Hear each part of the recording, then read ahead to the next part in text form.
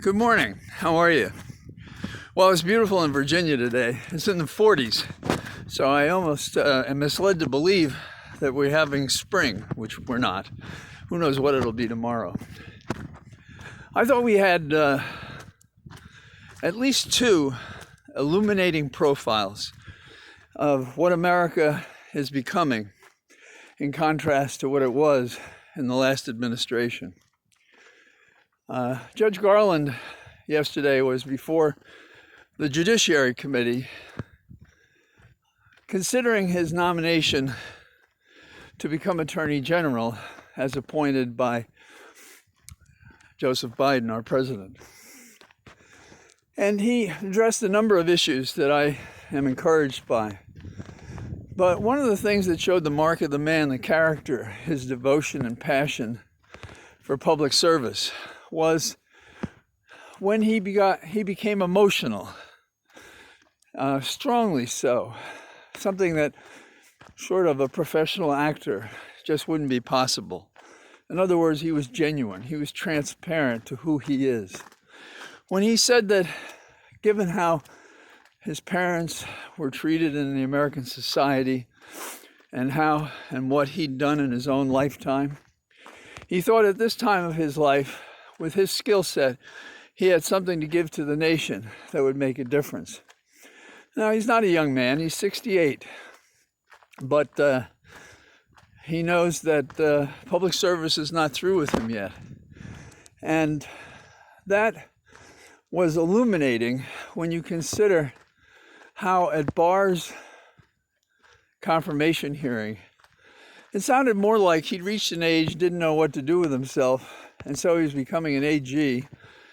And we suspected he would be nothing more than a mouthpiece for Trump.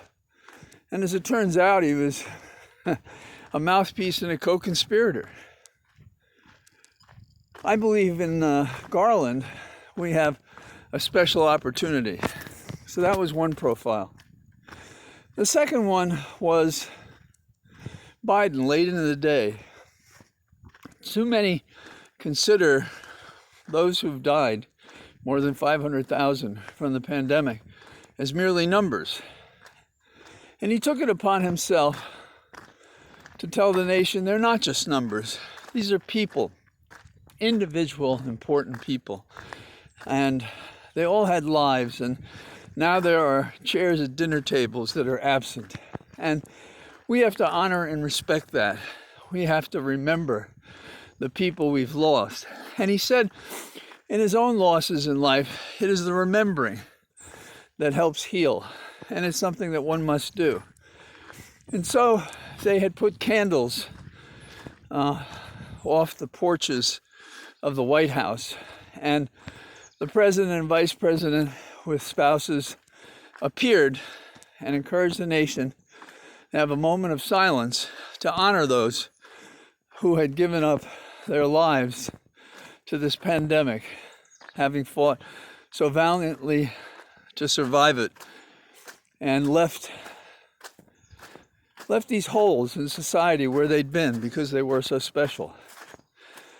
That says a lot about where America is now, that we're restoring a community and value and empathy and passion to a nation that has been so brutal for so long.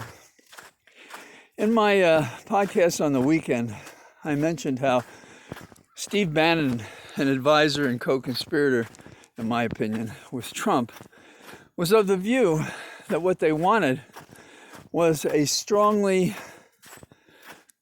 gathered minority that wouldn't be able to command a majority, but would be able to imbalance everything else.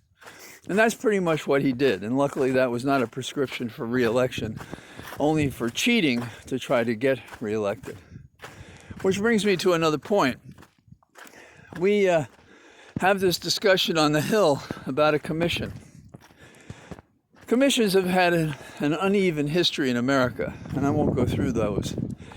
And, you know, some cite the 9/11 Commission as successful, and there are criticisms of that one as well.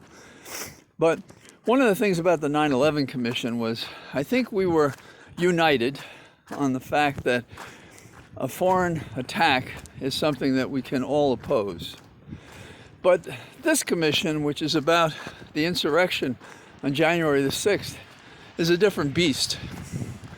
This commission involves taking Republicans and Democrats and putting them together to agree what happened, to analyze causes, to make recommendations. I don't think so. And to give you what I think is the most obvious example of why this has to fail is who are on this commission.